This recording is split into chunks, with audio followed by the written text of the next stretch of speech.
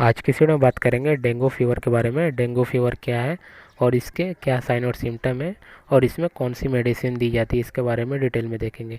तो सबसे पहले देखते हैं कि डेंगू फीवर क्या है। तो डेंगू फीवर एक इन्फेक्शियस फीवर है जो कि इन्फेक्शन फैलता है मच्छर के काटने से। अगर जो फीमेल मॉस्किटो है किसी इंसान को काट लेवे तो उसकी वजह से उसको डेंगू फीवर होता है। अब देखते हैं कि डेंगू फीवर होने के बाद क्या साइन और सिम्टम दिख सकते हैं, पेशेंट को क्या क्या हो सकता है।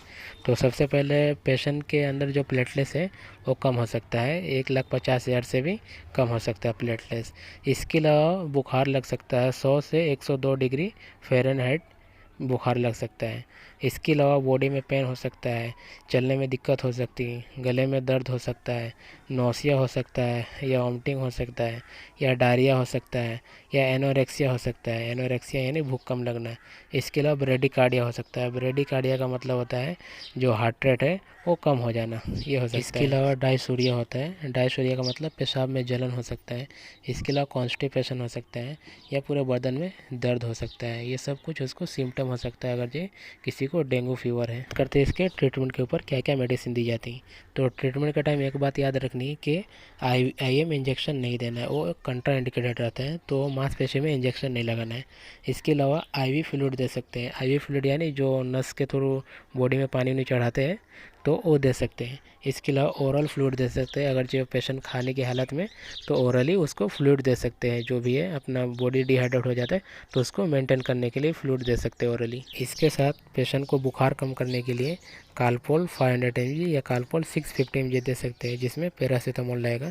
इसके साथ अगर जो उनको नौसिया या वॉमिटिंग है तो उसको कम करने के लिए रेनिटेडिन और डोमपेरिडोन का टैबलेट दे सकते हैं, जैसे कि रेंटेक डी है। इसके अलावा अदर ब्रांड नेम आता है वो दे सकते हैं।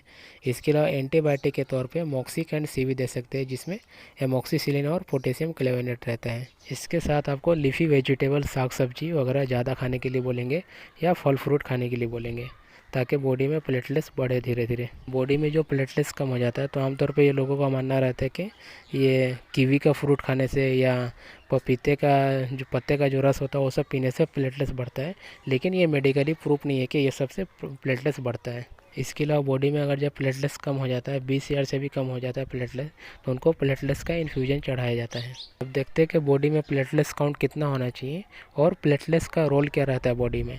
तो बॉडी में प्लेटलेट्स काउंट 1,50,000 से लेकर के 3,50,000 पर माइक्रोलीटर ऑफ ब्लड होना चाहिए। अब देखते हैं कि बॉडी में प्लेटलेट्स का रोल क्या रहता है।